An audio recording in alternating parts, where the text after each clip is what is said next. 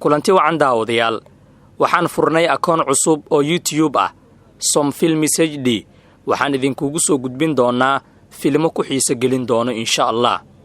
filim soconaya 1 saac 2 saac ama ka badan ku daawo 10 daqiiqo oo kaliya waliba isaga oo faahfaahsan waxaan hubaa inaad ka heli doontaan isla markaana aad ku qanci doontaan filimada aan idin soo gudbin doono wuxuu noqon doonaa mid ku salaysan xaqiiq ama wuxuu noqon doonaa qiso dhab ah oo dhacday si aad u noqoto qofka ugu horeeya ee daawada muuqaalada Som Films HD subscribe saar kanaalkeena fura gambaleelka like saar ku share garee baraha bulshada oo gaarsii saaxiibadaada kale mar kale waad mahadsantihiin